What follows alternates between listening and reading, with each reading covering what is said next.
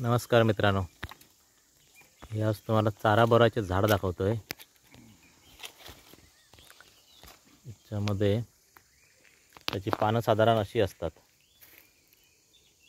आणि आता हिरवी फळं आहेत। ही हिरवी फळं आहेत। याच्यामध्ये सावंत साहेब ते बघा, हे पिकलेलं असं दाखवा। पिकलेलं फळ आहे बघा, हां, असं पिकलेलं आहे। हां, निळसर कलर होतो, जांभळट कलर। हे बघा, इथं आता हे अर्ध कच्चं अर्ध पिकलेलं। हां, हे एक काढा बघूया। आणि हे खायला मस्त आंबट गोड लागतात। हे पण काढा पिकलेलं। कुठे हे बघा, हे का? हां, हे बघा, हे असं कलर येतो। तर जांभळासारखाच कलर आहे आणि खाण्यासाठी याची जी चव आहे ती आंबट गोड आणि अगदी पूर्णपणे तुम्ही स्वच्छ होईपर्यंत ते चोखतच राहावे अशी वाटते।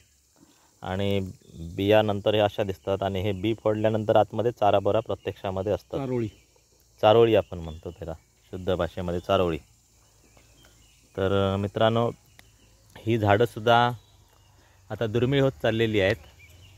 आता इथे कोंडिये गावामध्ये आम्ही झाडं बघितलीत, परंतु काय म्हणताय, त्याची लागवड अशी कोण करत नाही। जंगलामध्ये आपोआप येतात आणि मोठे वृक्ष तयार होतात काही ठिकाणी।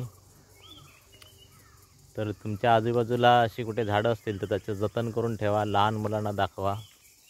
निसर्गप्रेमी मंडळींनी या झाडांची दखल घ्यावी ही नम्र विनंती।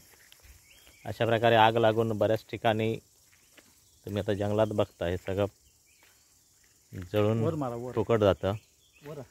वरती आहेत पण ते झूम करून ते दिसत नाही आता अंधार पडलेला असल्यामुळे। तर धन्यवाद मित्रांनो।